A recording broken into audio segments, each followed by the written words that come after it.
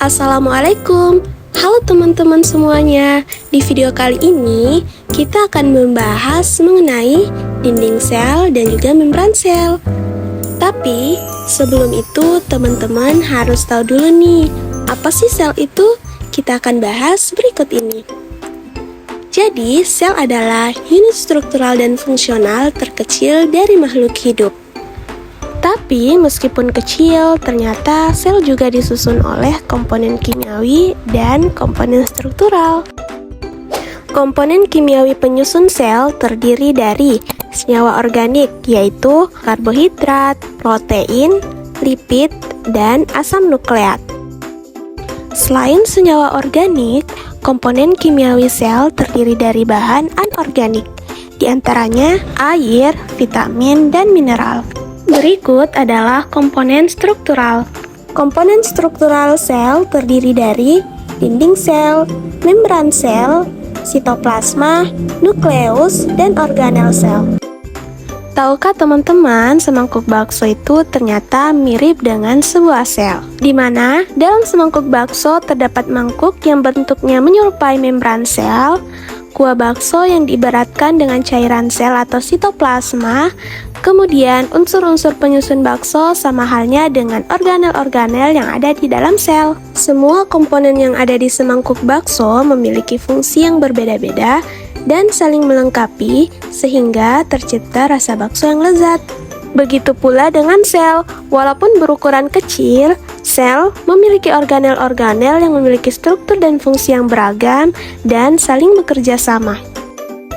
Berdasarkan keadaan intinya, sel terbagi menjadi dua, yaitu sel prokariotik yang tidak memiliki membran inti, contohnya sel bakteri, dan sel eukariotik yang memiliki membran inti, contohnya adalah sel jamur, sel hewan, dan sel tumbuhan.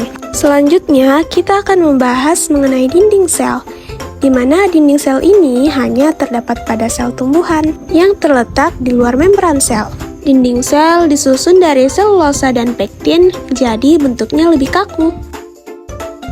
Fungsi dinding sel antara lain sebagai penyokong sel, melindungi selaput plasma, memelihara keseimbangan sel dari tekanan, serta memberi bentuk sel. Mari kita bahas bagian sel selanjutnya. Nah, bagian paling luar ini ibarat kulitnya sel, yang kita kenal sebagai membran sel atau biasa juga disebut membran plasma atau plasma lemma. Fungsinya untuk melindungi sel. Membran sel bersifat semi-permeable, kayak satpam, jadi cuma zat-zat tertentu yang bisa masuk ke dalam sel. Membran plasma tersusun atas lipid, protein, dan karbohidrat. Pada membran plasma terdapat fosfolipid bilayer.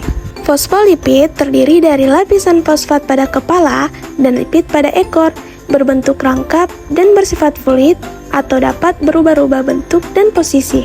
Fosfolipid bilayer terdiri dari dua daerah, yaitu hidrofolik yang merupakan bagian kepala yang suka air dan hidrofobik bagian ekor yang tidak suka air. Selain lapisan fosfolipid, pada membran plasma juga terdapat lapisan protein yang terdiri dari protein integral yang merupakan protein yang terdapat di kedua lapisan fosfolipid dan berfungsi sebagai corong masuknya molekul dari luar sel. Protein perifer merupakan protein yang hanya terdapat pada satu lapisan fosfolipid saja. Selain itu, pada membran plasma juga terdapat saluran protein, glikogen, dan kolesterol. Kolesterol pada hewan dan fitosterol pada tumbuhan adalah jenis lemak pada membran sel yang mengurangi fluiditas fosfolipid bilayer. Glikogen adalah gugus karbohidrat yang terdapat di permukaan membran plasma yang berfungsi sebagai tempat penyimpanan cadangan makanan. Glikogen terdiri dari glikoprotein yang menempel pada protein membran dan glikolipid yang menempel pada fosfolipid. Membran plasma ini berfungsi sebagai pelindung sel, pengatur keluar masuknya molekul, dan tempat berlangsungnya reaksi respirasi dan oksidasi. Membran sel berperan penting untuk mengatur transportasi zat dari luar ke dalam atau sebaliknya. Jenis transportasi zat melalui membran dikelompokkan menjadi dua jenis, yaitu transport pasif dan juga transport aktif. Transport pasif merupakan perpindahan ion atau molekul dari konsentrasi tinggi ke rendah dan tidak membutuhkan energi. Sedangkan transport aktif adalah perpindahan ion atau molekul dari konsentrasi rendah ke tinggi dan membutuhkan energi. Jenis transfer pasif pertama adalah difusi.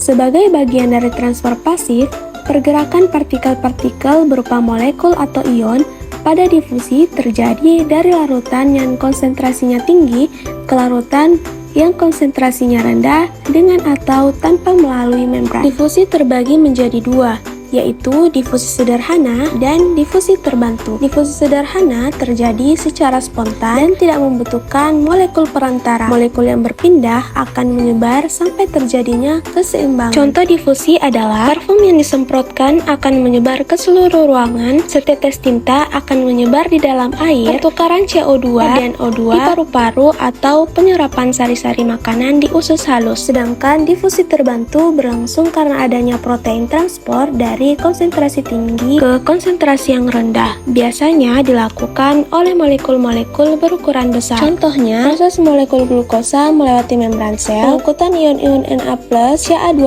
dan Cl-. Jenis transfer pasif berikutnya adalah osmosis. Osmosis merupakan perpindahan molekul pelarut, misalnya air, dari larutan berkonsentrasi tinggi atau hipertonik ke larutan berkonsentrasi rendah atau hipotonik melalui membran semipermeabel hingga konsentrasi zat terlarut mencapai seimbang atau disebut juga larutan isotonik. Osmosis air dalam membran sel mengalami dua proses, yaitu endosmosis dan eksosmosis. Endosmosis adalah proses masuknya air ke dalam sel karena konsentrasi larutan di dalam air lebih tinggi. Jika endosmosis terus berlangsung, maka pada sel hewan akan terjadi lisis, yaitu membran sel akan menjadi robek dan pecah. Dan pada sel tumbuhan akan mengalami turgid atau sel membengkak, tetapi bentuknya tetap dipertahankan karena adanya dinding sel. Selanjutnya, eksosmosis. Eksos artinya keluar. Jadi, air akan keluar dari dalam sel karena konsentrasi zat keluar lebih tinggi. Jika sel dimasukkan ke dalam larutan hipertonik, air akan terus-menerus keluar dari sel dan sel hewan akan mengkerut atau krenasi karena mengalami dehidrasi. Sedangkan pada sel tumbuhan akan menyebabkan sitoplasma mengerut dan terlepas dari dinding sel atau plasmolisis. Bagian transfer aktif yang saling berlawanan adalah eksositosis dan endositosis. Eksositosis adalah proses pengeluaran zat dari dalam sel yang melibatkan vesikula. Vesikula, transport yang terlepas dari badan Golgi, akan dipindahkan oleh sitoskeleton ke membran plasma. Pada saat membran plasma dan membran vesikula bertemu, molekul lipid bilayer menyusun ulang lapisan membran baru sehingga kedua membran menjadi bergabung. Selanjutnya, zat-zat dalam vesikula akan keluar dari sel. Pada endositosis, sel memasukkan molekul yang sangat kecil dengan membentuk vesikula dari membran plasma. Permukaan membran plasma melekuk ke dalam sel membentuk sebuah kantong. Setelah kantong tersebut berisi materi atau zat berukuran kecil, kantong tersebut akan melekuk semakin dalam dan membentuk vesikula utuh. Oke teman-teman, di video kali ini kita sudah belajar mengenai dinding sel dan juga membran sel. Terima kasih karena udah nyimak videonya sampai selesai. Sampai jumpa di video selanjutnya. Bye-bye.